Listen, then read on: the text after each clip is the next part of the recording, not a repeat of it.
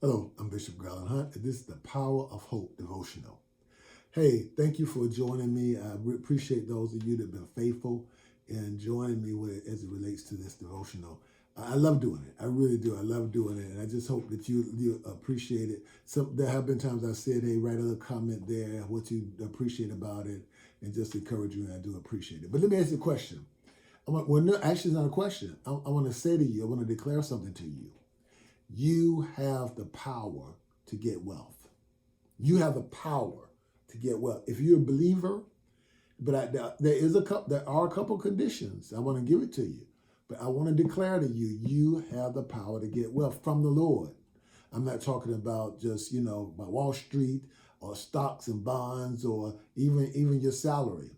I'm speaking of the power that's greater than a salary. That's greater than an income, a yearly income. I'm speaking to you that God has given you the power to get wealth. Absolutely. So let's look at this. I want to actually talk out of Deuteronomy chapter 8 and 16. Now, remember when God dealt with the children of Israel with the manna? And the manna was like what is this? What is this? In other words, they didn't even know what it was. And it was a flaky substance that would fall, and they had to depend on it daily. It was something that it wasn't a quail, it wasn't food, it wasn't meat, it wasn't swine or something. This was a flaky substance that could not even be held on to every day. They had to believe God every day for it to come. And so they required them to believe God for God's provision. So out of this provision, he says, he fed you with manna in the wilderness, a food unknown to your ancestors. This was new.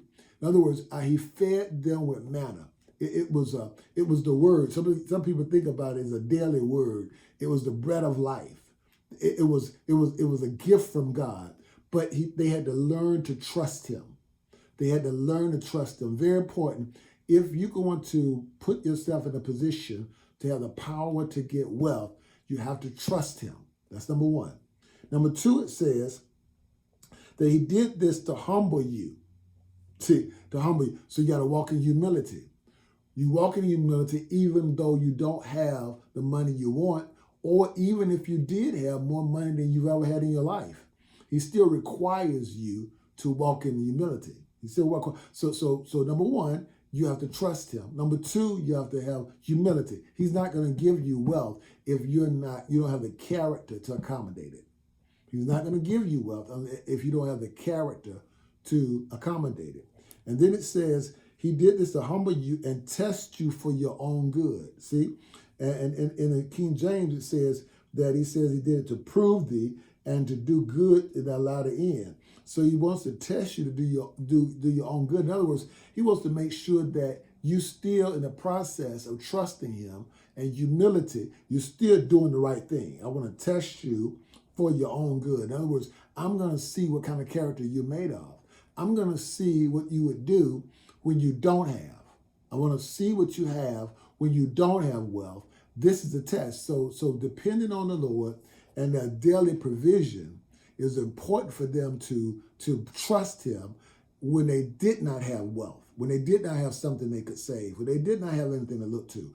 So listen, so that's our third one, is that you have to still pass the test when you don't have. One is trust. Two is humility. Three is that you have to depend on him and care about him even when you don't have. Still have the right attitude. He said he did all this so you would never say to yourself, I've achieved this wealth with my own strength and energy. See, you can't say that. You can't. I have to read it. But he said, remember the Lord your God, for he's the one that gives you power to be successful.